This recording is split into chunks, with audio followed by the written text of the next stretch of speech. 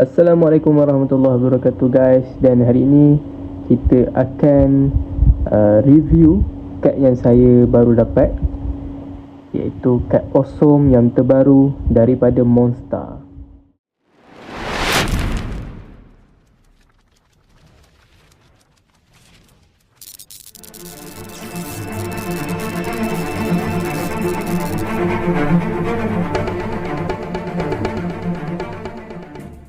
Okay guys, jom kita buka dulu sampul yang saya terima. Saya baru beli. Okay, ini dia.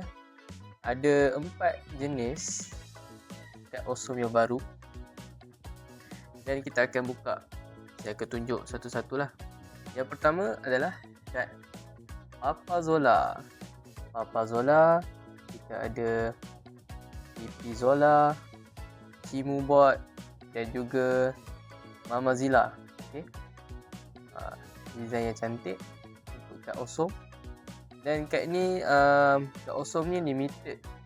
Waktu ada event Monster Fiesta, baru kad ni ada. Okay. Kalau nak dapatkan kad ni hanya di Monster Fiesta sahaja. Okay. Ini yang pertama, iaitu kad air. Dan yang kedua, kita ada kad Boboiboy Duri. Okay. Boboiboy Duri, cantik design dia, sama dengan Ochobot. Yang ketiga adalah Mekamato Api, kad api Mekamato, dan dia ada design api lah di sini. Di sekeliling Mekabot ni ada design api. Itu dia, cantik. Dan yang terakhir adalah kad yang sama dengan kad Awesome daun tadi, iaitu Boboiboy Duri bersama Ochobot. Tapi yang ni dia ada gold lah di sini. Kalau kita tengok kat sini, dia ada emas-emas, dicampur bersama emas. Ini nampak polo lah kat dia. Dan apa yang berbeza, dia tulis 15 tahun Boboiboy, iaitu anniversary, dan 15 tahun. Dia ada logo kat sini. Kalau kita tengok yang ni, tak ada. Dan yang ni ada. Itu beza dia. Beza kedua dia. Yang ni lagi cantik lah.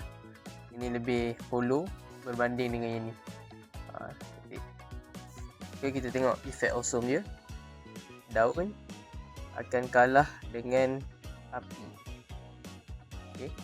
Daun akan kalah dengan api, tapi daun akan menang dengan air.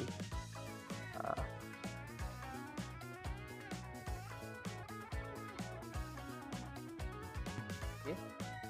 Yang kedua, Mekamato, kad Awesome api, akan kalah dengan air.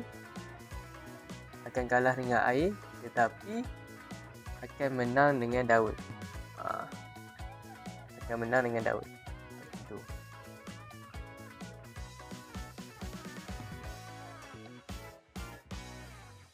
Dan Papazola pula, air akan kalah dengan daun.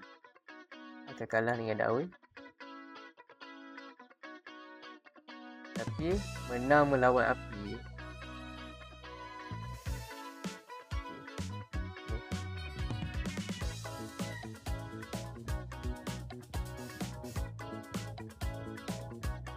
Apa pendapat korang tentang kad Awesome Monster yang baru? Boleh tinggalkan komen, boleh like dan subscribe LM Network.